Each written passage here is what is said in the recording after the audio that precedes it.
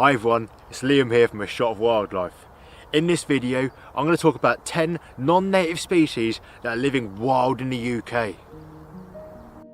First up, and possibly the most surprising animal in this video, is the raccoon.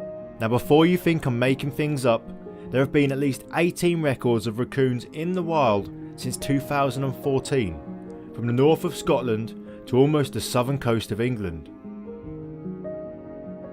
These are probably escaped pets or deliberate releases, but as raccoons can survive in our climate and have already colonised much of mainland Europe, this North American native has the potential to become a real issue if they become established here. They are intelligent opportunists and will eat everything from human scraps to birds, amphibians and small mammals. Next up is the midwife toad. These 1.5-inch amphibians are native to most of Europe and northern Africa, but have been introduced to various locations around England and Wales. They are mostly secretive and nocturnal, but the males can give themselves away in the breeding season with their alien sounding beeping call.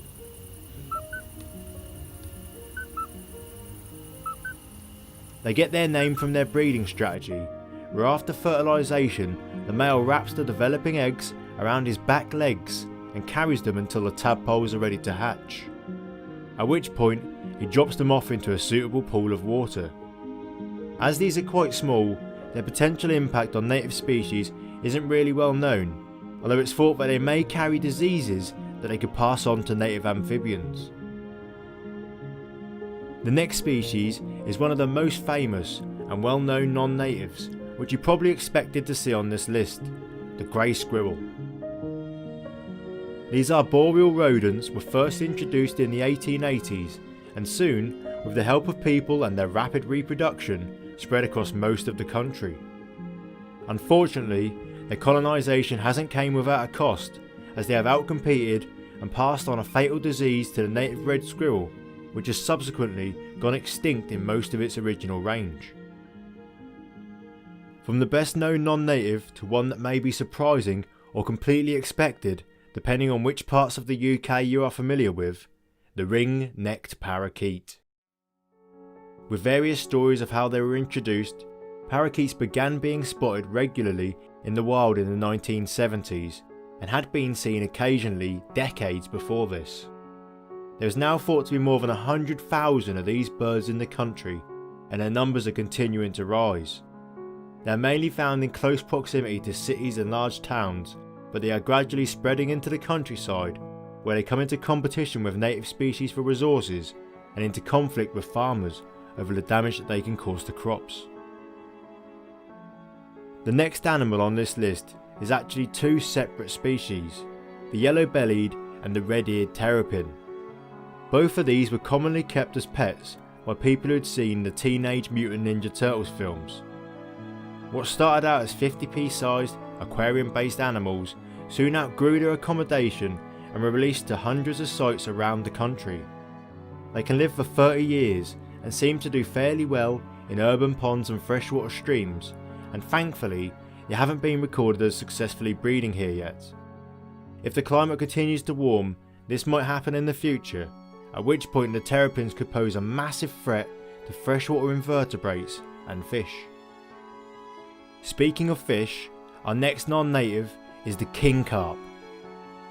These were brought to the UK by monks in the 12th century and were originally kept in ponds for food. They soon escaped into the wild, and due to a recent surge in popularity for this species as a target for anglers, they have been introduced to waterways around the country. Currently, their main impact seems to be that they can hybridise with the native and endangered Crucian carp, which isn't great. In the USA, where they are much more numerous, they are often treated as a pest species and removed from waterways if caught. The next creature is one that you may have heard about and that has received a lot of media attention, the Asian hornet. These are established in France, and since 2016 there have been 21 confirmed sightings and 12 nests found in this country. All of these were promptly destroyed, but the likelihood is that these winged predators will eventually colonise this country. Although they may seem menacing to humans, their real impact is towards bees and other pollinating insects. They often wait outside of beehives to snatch the bees from the air as they leave. Next up is another well-reported and impactful animal, the American mink. These relatives of the badger and the polecat were brought to the UK to be reared for their fur, but soon escaped into the wild and were first recorded breeding here in 1956. Over the coming years, they were unfortunately released by activists who wanted to protect them from the fur trade, but this bolstered their wild populations and they quickly spread across the country. As they colonised, they nearly wiped out the native water vole and had a massive impact on many other species. Over recent years, there has been a programme to eradicate mink, and in areas where this has been successful, the water vole is gradually recovering and recolonising. From an animal with a massive impact to one which may not have much of a negative impact on native species at all, the mandarin duck. The males of this species are beautiful and they are gradually spreading across the UK. As their name hints, they are originally from Asia and were brought to this country to decorate private bird collections, and surprise surprise, they soon made their way into the countryside. These birds are not found in any great numbers where they do occur, and thus far, no studies have shown that they have any detrimental impact to native species. One group of animals that can definitely have a massive impact on native biodiversity is deer. There are 6, or depending on your definition, perhaps 7 species of deer in the wild in the UK, and only 2 of them are native, the red and the roe. The fallow deer was introduced in the 11th century, the muntjac in 1838, the sika deer came in 1860, and the Chinese water deer in the 1870s. There was also a herd of reindeer in the Cairngorms that were brought here in 1952, but in my mind they are captive and are no more wild than a hill-roaming flock of sheep. All the non-native deer that do live wild in this country can have a negative impact by overgrazing and preventing natural succession in woodlands. Now the mathematical amongst you will realise that I've already covered 10 different animals, but here is a bonus creature that might belong on this list: the coypu. Just like mink, coypu were imported for the fur trade in the 1920s and 30s. They managed to escape into the wild and colonise the wetland area of the east of England known as the Broads, and by the 1960s it was estimated that there were as many as 200,000 living wild here.